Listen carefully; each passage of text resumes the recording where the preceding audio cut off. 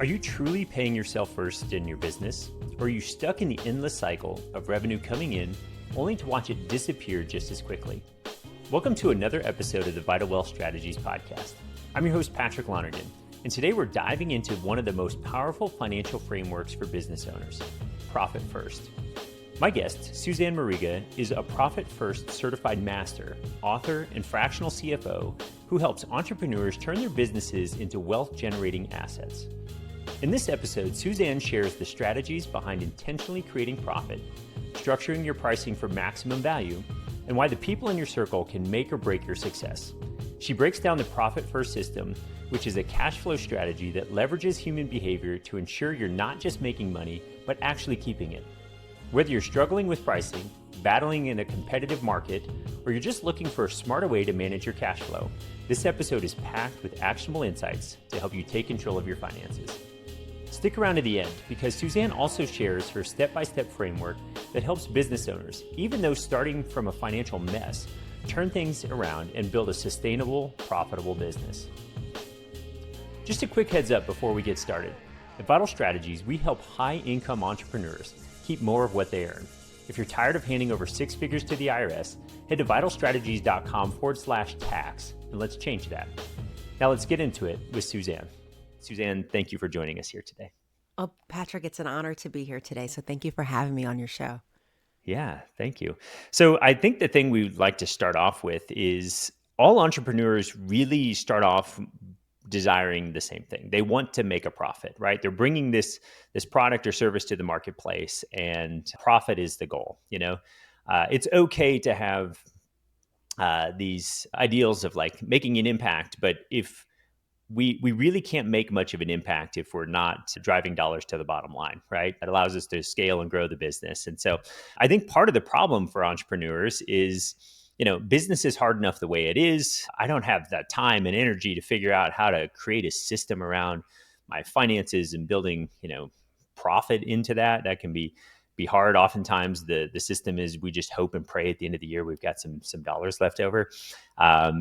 And a lot of times people they're solid technicians, right? They're really good at what they do, but the finance piece seems a little scary, so they stay away from it. And at the end of the day, that just doesn't seem right. So I'm excited to get into this conversation about how we generate profit in our businesses and sort of the framework that you can help us plug into all of that. So if it's okay, I would love to hear a little bit about your background. You've got experience in Big Four accounting, but how did you end up being a best-selling author of the Profit First system and getting involved with helping entrepreneurs really start to be able to grow and scale their businesses? No, thank you for asking. It's interesting. I always tell people it's one step at the time. I don't think any of us wake up one morning and say, I want to write a book and I want to run a business and I want to help 7 and 8 figure entrepreneurs. It's literally one step at a time, and wherever that next calling is, right, is the direction that we go in.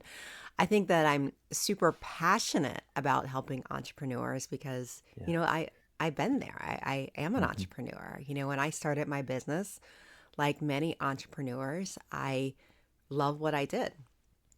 I loved helping my clients. I loved seeing their lives change. I liked, doing taxes, was what I did back then when I started my firm.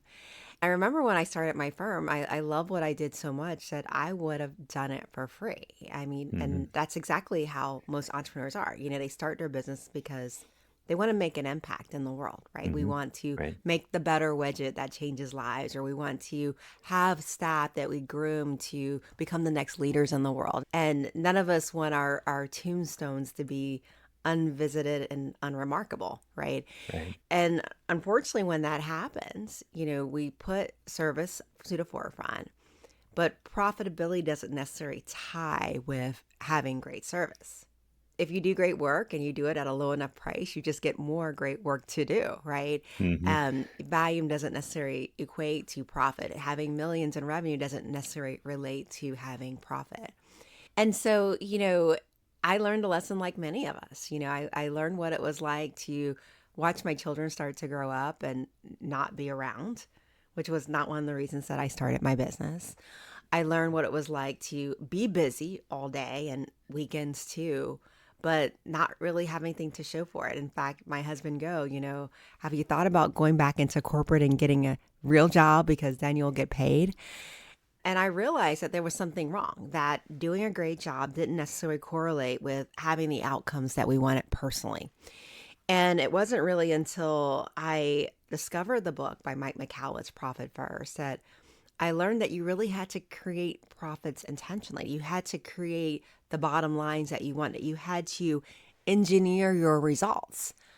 And that's why I love Profit First. That's why I love helping others implement it because it is a game changer. When you make your outcomes truly intentional, when you sit down and you write down on paper what it is that I really want to accomplish in life, that you really can start to create the pathways to get there. And Patrick, I am so happy to report, I have made my clients millionaires in many cases, right? Because they made profit Mhm. intentional. If anyone's familiar with Profit First, it's based upon percentages.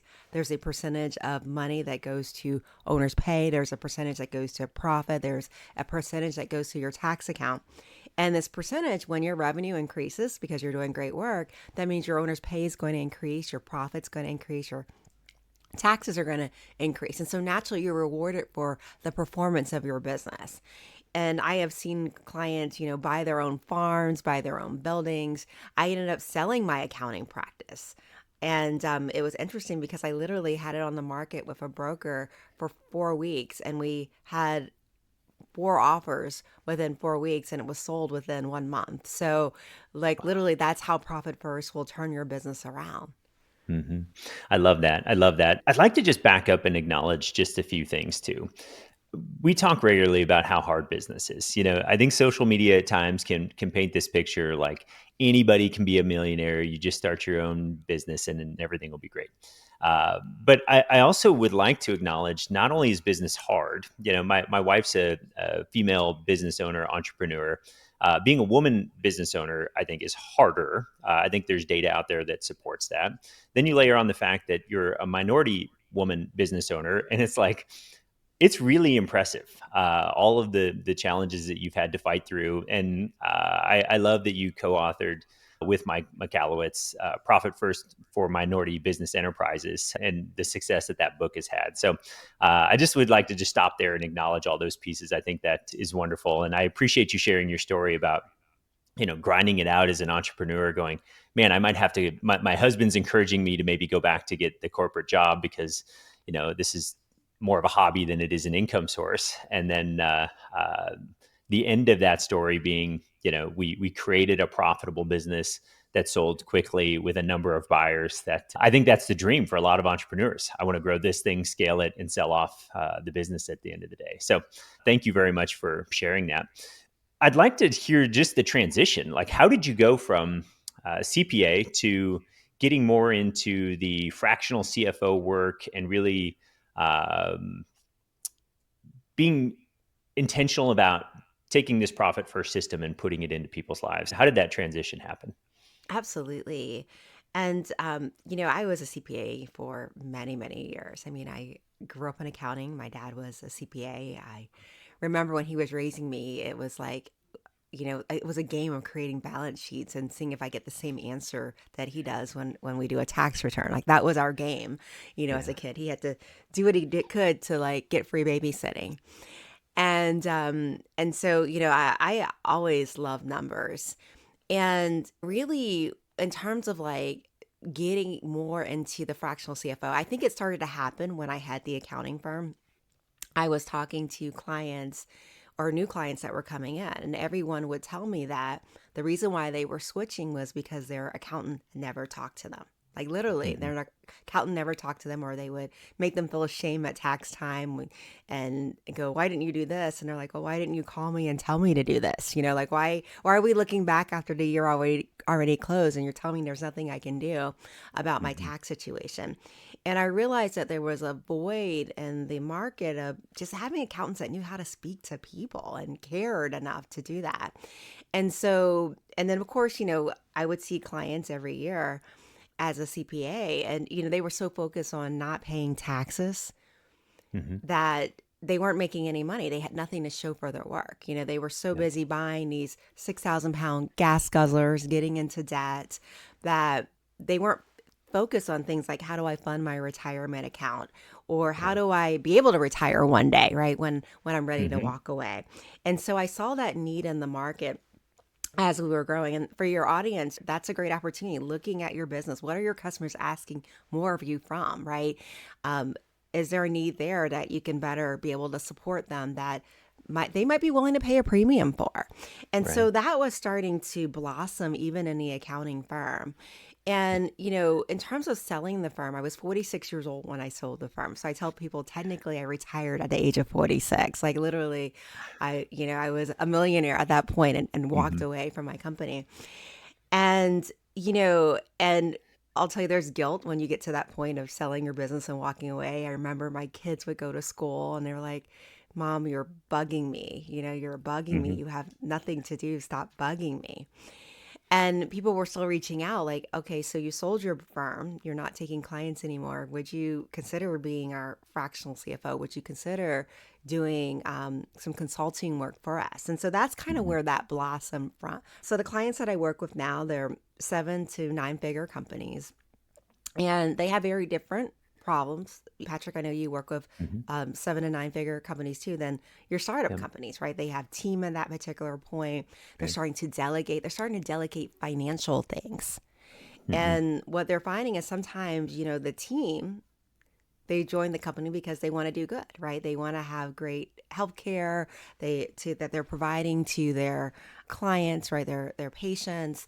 They want to have an impact, but they don't really understand there's a balance between profit, efficiency, and being able to do more of the good that we do in the world. And Right. so you start to have different problems once you cross into that 7 to 9 figure, because now you have to get everybody on the bus moving in the same direction. You have financial controls that need to be in place. You can't have everybody with a Hmm. company corporate card running around and meeting new possible Right. clients, having lunch every day, or Hmm. buying office supplies because I just think these pencils are just better than these pencils, right? Right. Even though we have Yep. plenty of pencils. And so it's just a different niche at that particular point. Hmm. There's a different need at that particular point, and there's a Yeah. different need for organization. And so that's where the space that I am in now. I love it. And good for you. And I also look at the rhythm of a CPA's year, and it sounds terrible to me. Like I would hate that schedule of, you have these massive amounts of workload in these condensed periods of time that things have to get done, and there's a few of them, and they seem to be accumulating more and more often. You've got regular tax filing, and then you've got entity extension tax filing, and then you've got the extension tax filing deadlines, and it's like, oh my gosh, all of the work that shows up with that and those time frames. Have you Does your new structure allow you a little more freedom in sort of that rhythm where you can sort of dictate a little bit more of your schedule versus be beholden to the IRS schedule? I think the big difference in what I do now versus running a large accounting firm is probably the number of tax returns that you were Hmm. responsible for. I mean, when you're owning your own firm, I mean, you're processing hundreds of returns, Hmm. right? That's a lot Yeah. of returns all due on the same day of the year, April 15th. You would think it would give you a relief to do extension, but I'm like, that just extends the Hmm. nightmare, right? It makes it go into the Yeah. summertime because it's not like your clients have a sense of urgency to get those documents in Yeah. all summer. They're going to get it to you September 1st, right? Yeah. If it's due September 15th. So that's definitely one thing that's different. I would say the volume is different. I think it's depending on the person. I think one of the challenges that I have had, even in my new ventures, is I'm one that gets busy fast. Hmm. And I see another opportunity where we can help somebody, and that fills the schedule. So you're Yeah. constantly rebalancing who you are and what you do in the world. Yeah, I love it. I love it. Now, you also talk about, and I think this is so valuable, the pricing models, like encouraging your clients to bring value to the marketplace and then price appropriately. Can you talk a little bit about that, like how those conversations go? Because I think that's a scary piece for a lot of people. Like, ooh, if I charge more money, the client might go away, and I need all the revenue I have right now to make all the the things work that we have going on. So can you talk about how those conversations go with encouraging your clients to um, charge accordingly to the value they're bringing? Absolutely. And I would say, Patrick, you're right. Every business owner struggles with that, right? They struggle Hmm. with, especially starting out, what is the price that my market will bear?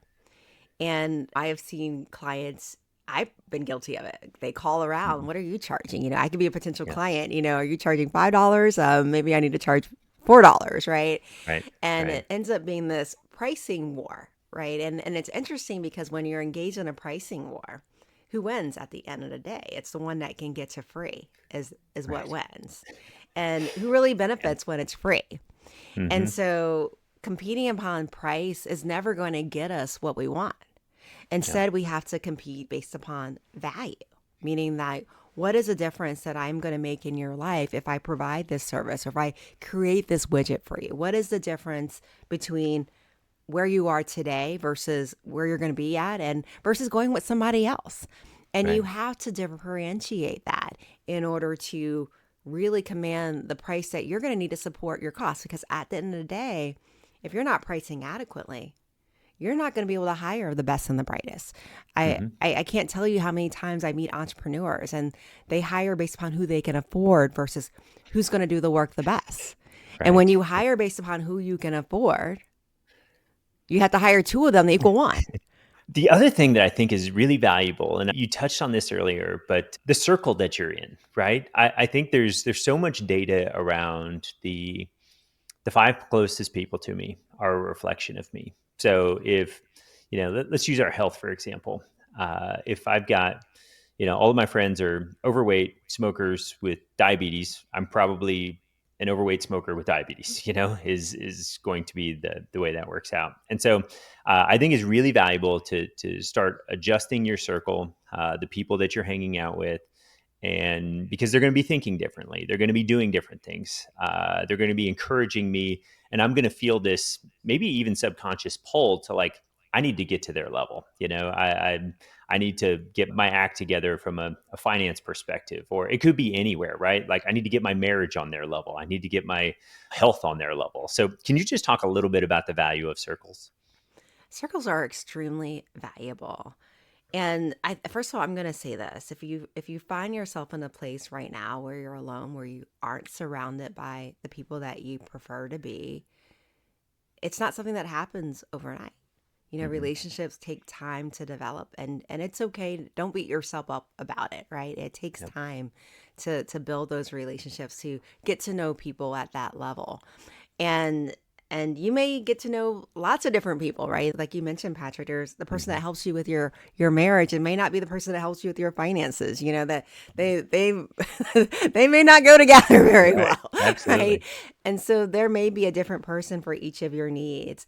But circles are extremely important because one, it can open opportunities to you. I know in our accounting Hmm. firm, one of my first government contracts that I got, and I write about this in my book. I had work in the government industry. I had worked for KPMG at the time, and I had clients like City of Indianapolis, and I had their health department. I had the right Hmm. government experience, but I had just started my firm after I left Hmm. there. And there was no way that I was going to walk into a contract and like the city of Houston was going to give me a contract, right? They're like, Hmm. you're a one woman show, you just had to drop your daughter off at a teenage babysitter. We're not going to Yeah. give you this contract.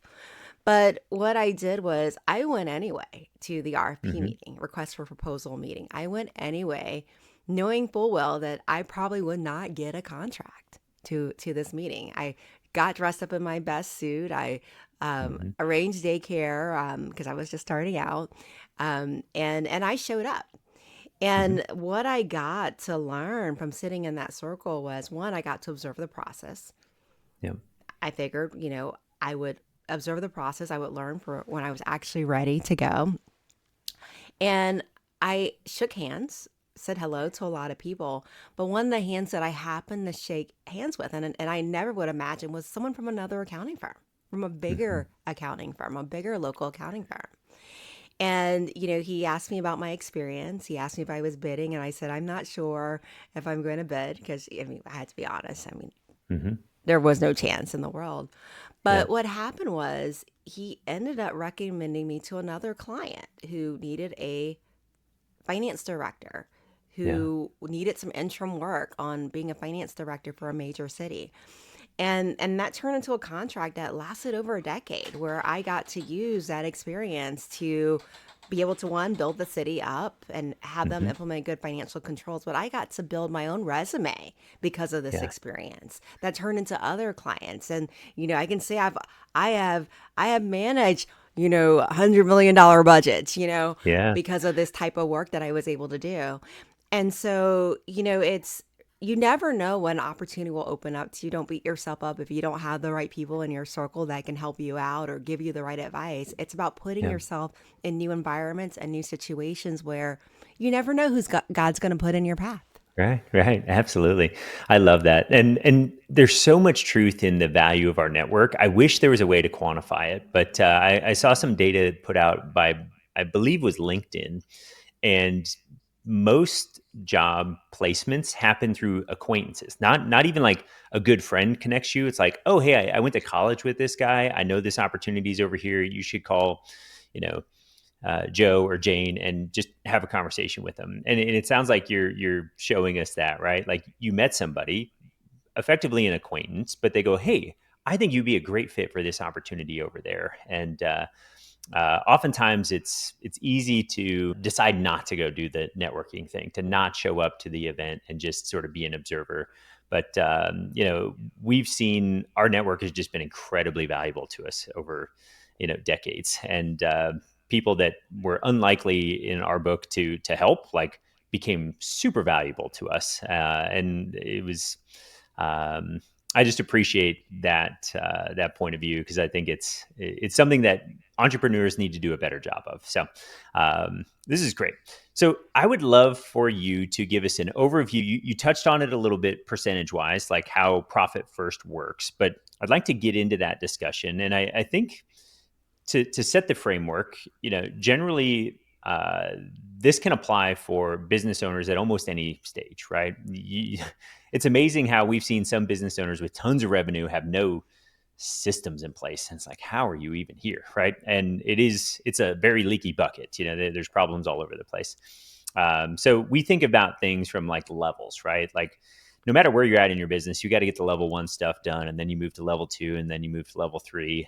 We don't start at level three. So if it's okay, I'd like to talk through profit first, and then I could see this conversation maybe morphing into how a fractional CFO starts to fit in your life as your business continues to grow and scale. So yes, can you start with outlining profit first and how the concept works? Absolutely. Profit First, as I mentioned earlier, has been a game changer for my business as well as for many of my clients. And I love Profit First because it's a system that works with our natural human tendencies. It's a system that works with how we're naturally made. And I'm going to give you an example, Patrick. There's something called Parkinson's Law. And what Parkinson's Law teaches us is that we as humans, we're efficient. The more Mhm. you give me of something, I promise you, the more I'm going to use of it, right? If you give Yeah. me, if you take me to the smorgasbord, the buffet, I have never left proud at a buffet. So now I don't even go because, Yeah. all the plates means that I'm going to use more than one. I'm going to eat Hmm. dessert when I don't normally eat dessert. And I'm never going to be proud of myself when I go there. Now, if we go out to lunch and we're having a business meeting, I might just order a salad and I'm perfectly happy at that salad. And the reason why I'm making different decisions on eating is because of my choices that are available, right? I don't have an option to get 5 different plates. I only have an option to get one, and I have a lunch break that I need to get done with. And so I'm making very different decisions. And that's the same way it works in business. On a day that my entrepreneurs have just been paid, they feel like the world is invincible, right? They go, oh my gosh, it's December 31st. I got a tax problem. My accountant just called me. I need to go out Hmm. and buy the 6,000 pound gas guzzler, right? I Yeah. need to go ahead and redo the whole office. We need office furniture, office equipment, everything to get this tax burden down. Yeah. Now, when things are lean, right? When money's not flowing, my entrepreneurs are asking me different questions. They're like, Suzanne, how am I going to make payroll this week? Hmm. Our Yeah. collections were low. Any factoring companies out there that we can start to build a relationship with, Yeah. or how do I lay off these people, right, and still make payroll? Hmm. And the questions are different simply because of the cash availability. And what's happening is these entrepreneurs have been unbeknownst influenced by Parkinson's law. Hmm. And so what happens in Profit First is we're going to work with Parkinson's law to our advantage. And what we're going to do in Profit First is we're going to create an illusion of scarcity. And we're going to create that illusion of scarcity through the use of bank accounts. Yeah. And so what happens in Profit First is all your money goes into one bank account called the income account. So all your collections, if you've got Hmm. merchant services, that's being deposited into this income account. If you've got people dropping off checks, that's going to go into this income account. And then once a month, or twice a month, what you're going to do is you're going to transfer to different bank accounts according to their purposes. Hmm. So you're going to transfer to your account called Owner's Pay. And that's important because a lot of times when I ask owners, how much are you paying yourself? They're like, I don't pay myself, or I've been making the same amount that I've been making for the last 10 years. I reached Hmm. 100,000 and that's all I've been paying. I've been reinvesting back into the business. Yeah. Well, what's going to happen in Profit First is we're going to allocate a percentage of that collection into this owner's pay account. So as your collections go up, your owner's pay is going to be going up. So now you're being rewarded based upon the performance of your business. Yeah. The next account that we're going to be funding is going to be your profit account. After all, we are practicing profit first. A lot of times when Hmm. I meet business owners, I ask them, I'm like, so what's your profit? And you'd be surprised, Patrick, how many people go, I don't really know what my profit is. Hmm. Yeah. And it's interesting because, in Profit First, you're going to know your profit immediately because you're going to allocate to your profit account every single month, twice a month, a percentage of this revenue. And so literally you can eyeball this bank account, go, this is my profit so far for this month. This is how I've been doing. Yeah. And then the next bank account that you're going to allocate to is going to be your tax account. And this is so important because as a CPA, I have seen so many business owners wonder, how am I going to pay last year's taxes with this year's money? Like literally these folks woke up January 2nd, they're like, I got a problem. I got a tax problem and I don't got no Yeah. cash. How am I going to Yeah. cover that? And so that's not going to be your problem ever again because now you're allocating to a tax bank account a percentage of your collections. And so even if you don't need to use all of it because you've got a great accountant, you still have it reserved just in case you do Yeah. need it. And that last bank account that you're going to Hmm. fund is going to be your operating expense account. So this is the account that you're going to use to go, now, this is all the money I have left over, right? I've already allocated to other bank accounts according to their purpose. This is the account that I'm going to decide, can I afford to upgrade my lease? Hmm. Can I afford to purchase that new equipment or hire that new support staff, right? Because this is the account that I have to make everything work with. And this is different from the way that you probably have traditionally done it because the way that you traditionally have done it, you have one bank account. All your money goes in that one bank account and you have plenty of money until it's all gone. But now you created that illusion of scarcity and you're only allocating to that operating expense account. Hmm. I love this. I love this. So there's so many things I want to talk about. I want to start off with the tax strategy of I'm going to just go buy more stuff, right? Most of which is depreciating stuff.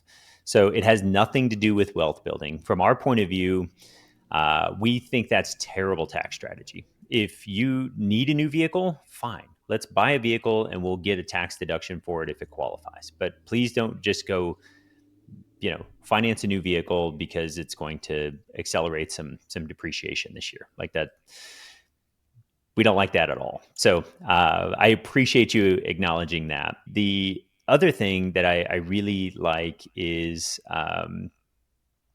where you're at with the pay yourself first. Like we've had some clients come to us that like are kind of proud of the fact they don't have any profit.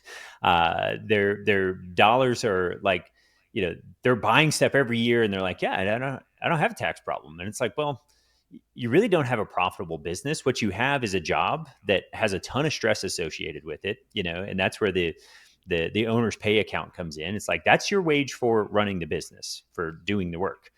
For owning the business, that's where the profit comes in, and I think those are absolutely key pieces. And then I think there's something to Um, there was a point in our entrepreneurial career where my wife and I, we were broke. Okay. And I remember taking $1 of, of change and dividing it up into different buckets and going, Lord, I'm showing you I'm going to start stewarding my resources well, right? Like we had different accounts. I stole this from Steve T. Harv Eker, is what I'm trying to say.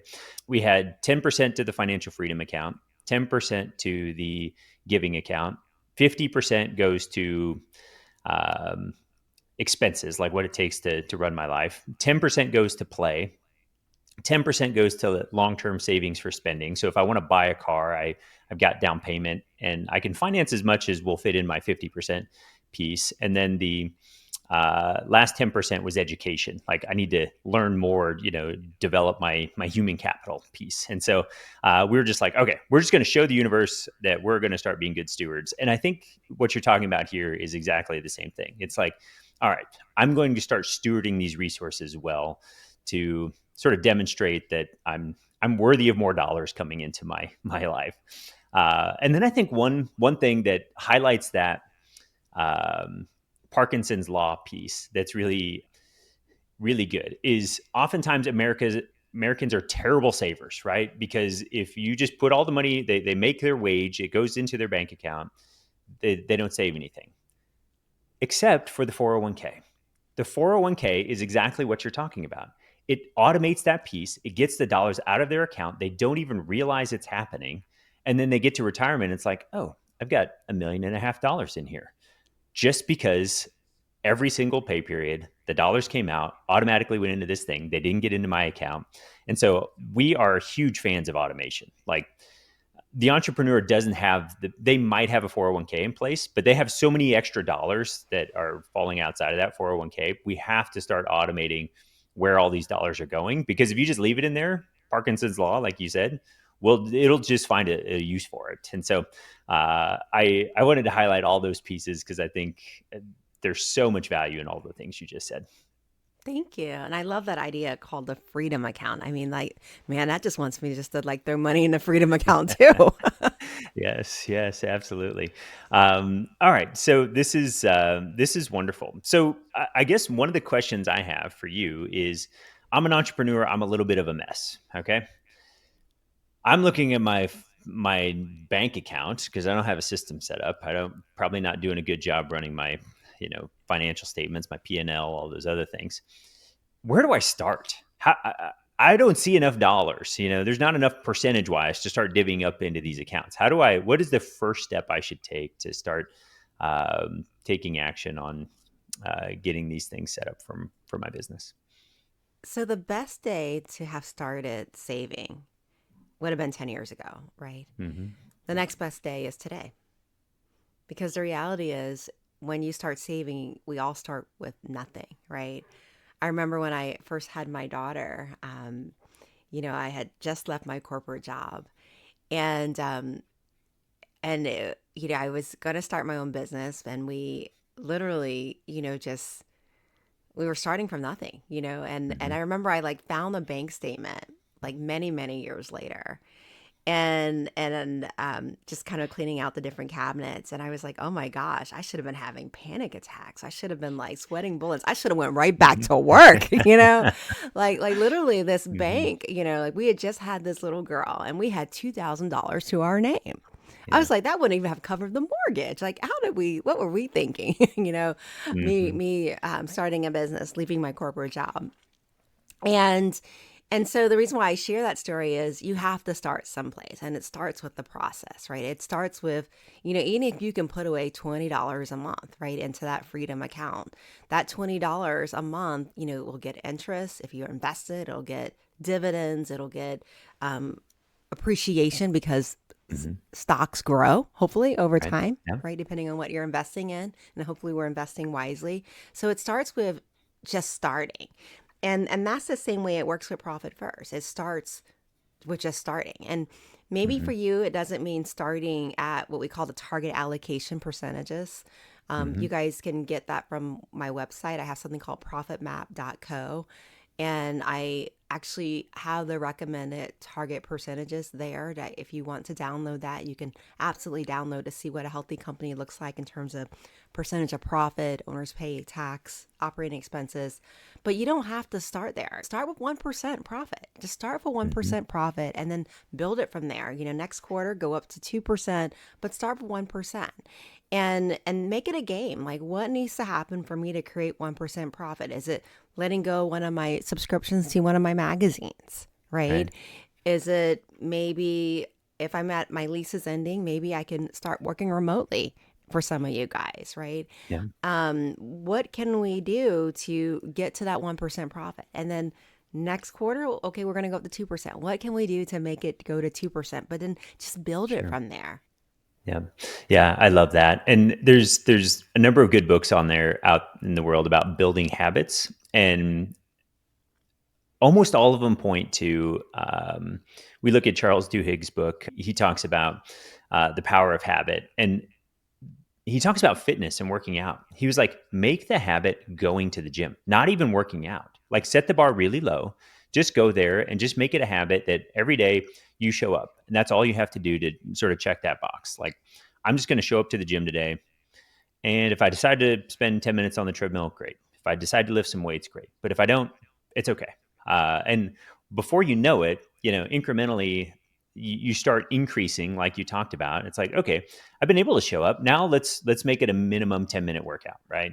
And then before you know it, you're working out for an hour and you're really fit, right? And so I think the same thing's happening here. And we've seen the same from some behavioral economics books that say start off saving a very small percentage and then incrementally increase it, and your likelihood of success goes up dramatically, right? Like, you don't even notice those increases. And then I think there's something happening subconsciously to us too, that there's a little bit of a nagging feeling when the accounts got a little less money than I like. I'm going to go make that extra sales call. I'm going to look at my profit and loss statement and go, like you mentioned with the magazine subscription. I heard this once from a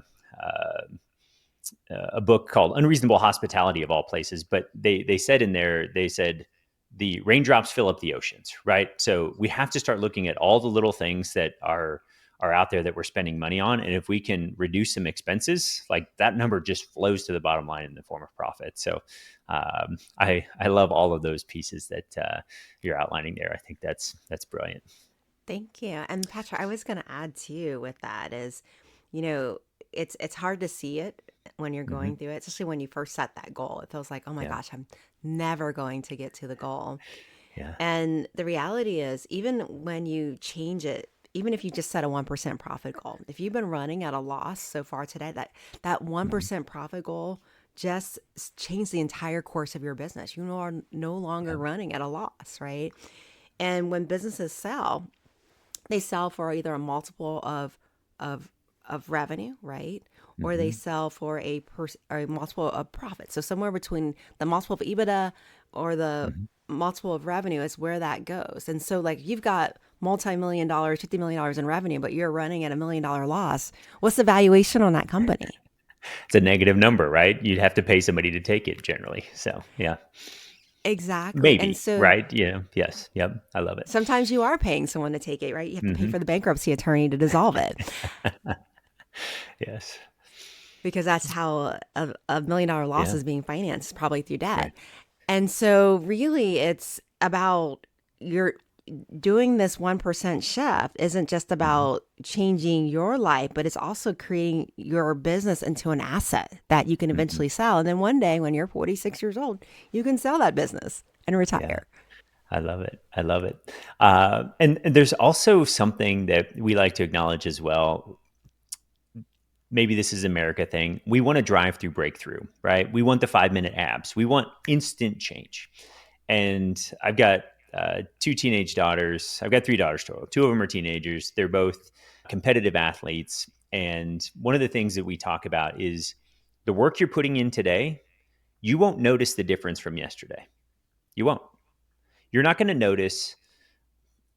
You might, but it's not going to feel like it's life changing to put 1% of your revenue into an account. You're going to be like, There's a few bucks in there. Okay.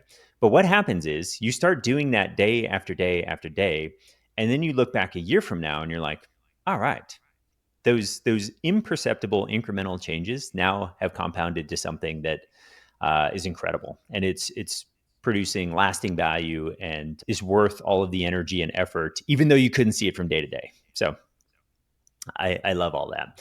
Now, I'm thinking about businesses as they grow, okay? The structure they start with is not the structure they should end with, right? They need to continue to grow and develop those structures as time passes on.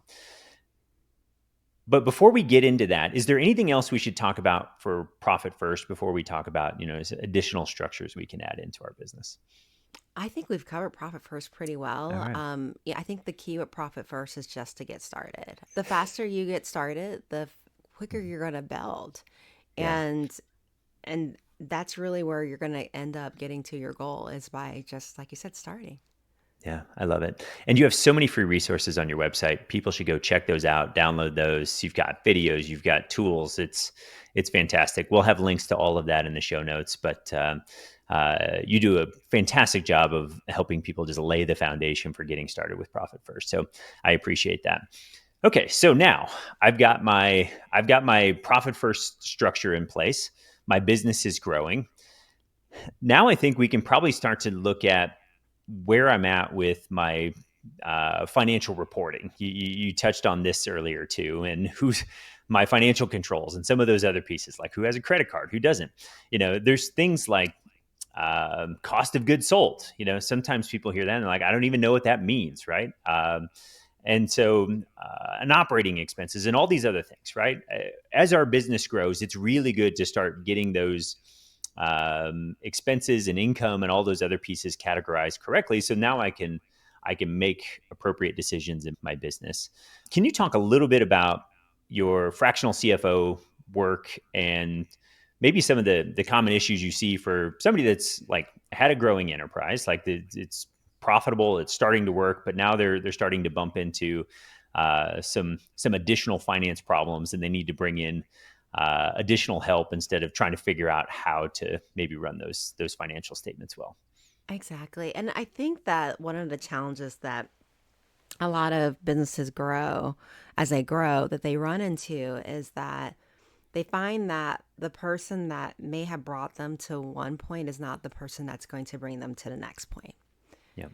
And what I mean is like you may have had an accountant that you outsource the accounting to, and they may have been great for giving you those quick monthly financial statements with no detail. Everything is running Hmm. through the P&L. It's not tracking inventory. It's not tracking accounts receivable turnover. Um, that may have been great for a certain point, but as your company grows, as those minor details start to make incremental impact, right? Hmm. Then you really need to have more finite detail. You have to have more, the more detail you can get, the more data you can get, the more minuscule the data can Yeah. be, Yeah. right? And we're talking like gross margins on product, gross margins on service, not just as a whole. Like how long does it take person A to do the job versus person B? What's the profitability on person A versus person B? Yeah. To that detail that you can get, the better you're going to be able to make those adjustments. Because maybe person B shouldn't be there, right? If Hmm. they're not as good as person A and person C and person D, but you're not going to know that unless the data is screaming at you. Yeah. And Can and I can I maybe make a point on that real sure. quick? Because I think this is so good. I heard this phrase and I've been plastering it all over the place. But data eliminates denial, which prevents disaster. And it's when the data's staring me in the face, I can't deny the facts, right?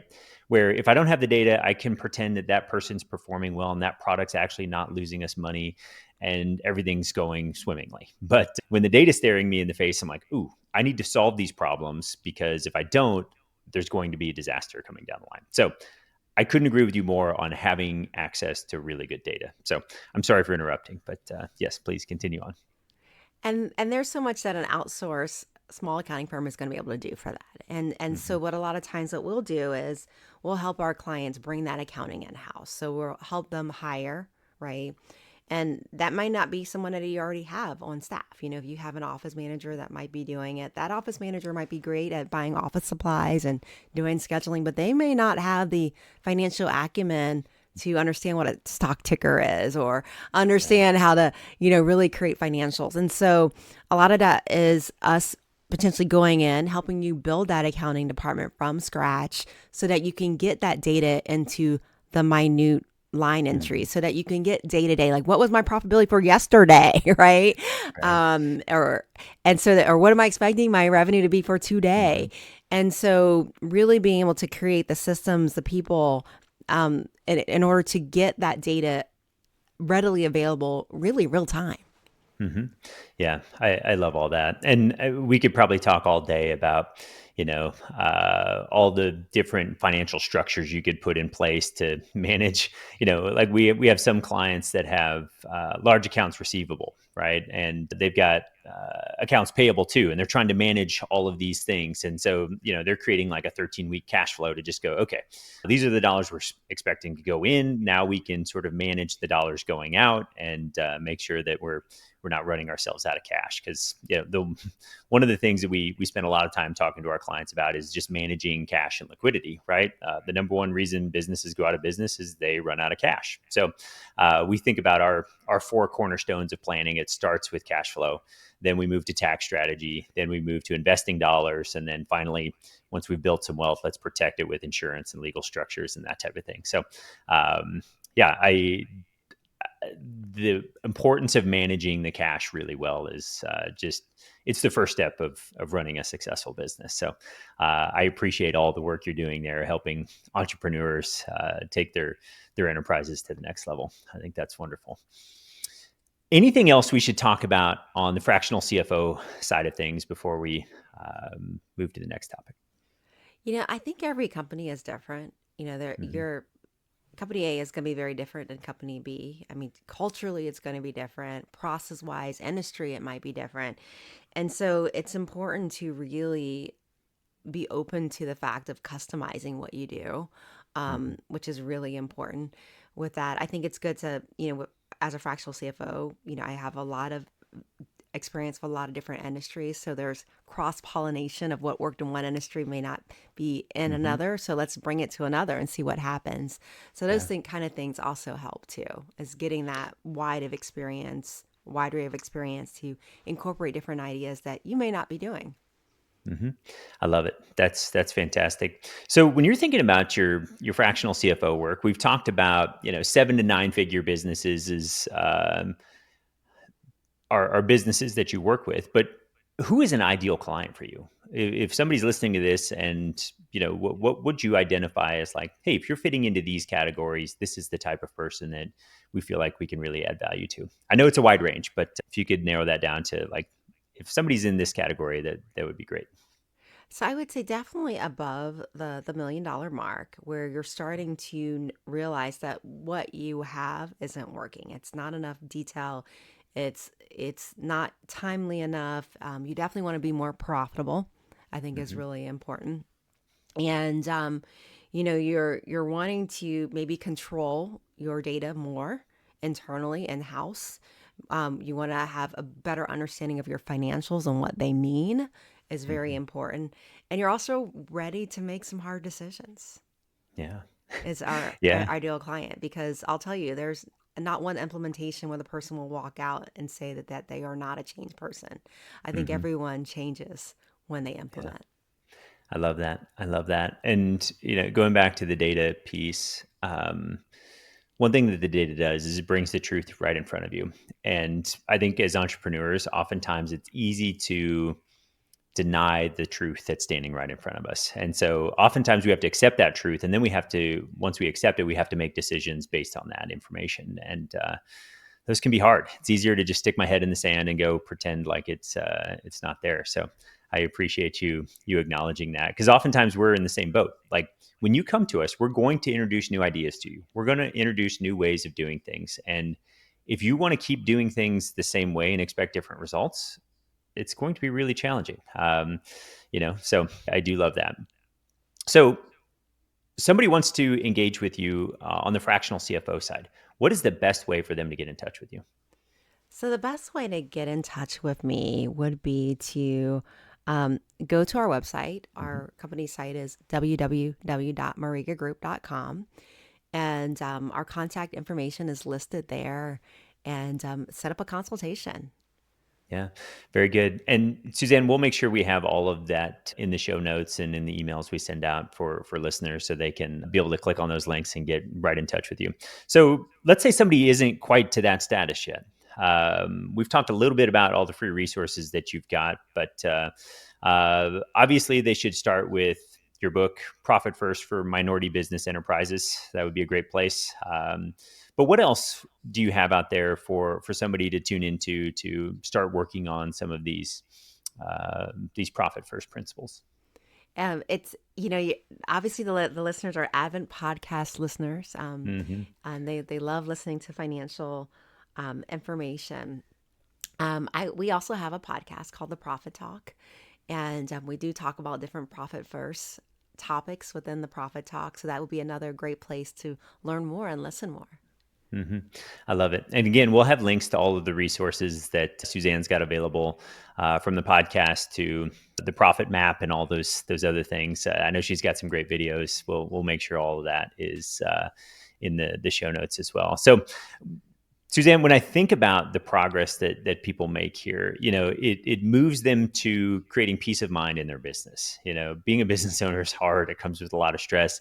I think we'll all take more peace. It also allows us to grow the enterprise. When I've got a profitable business, I can have more impact as my business grows. And really, the only way for it to grow is to be profitable.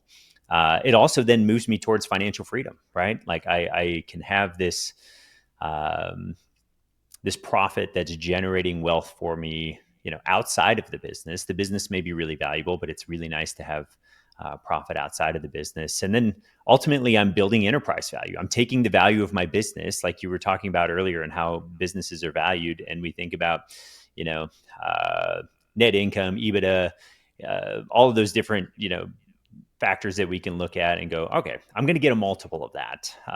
And so um, the more of that bottom line I have, the more valuable my business is. And the cool thing is if we're trading at a 5x number, right? Every dollar I put to the bottom line increases the value of my business by 5, and so that's always really exciting.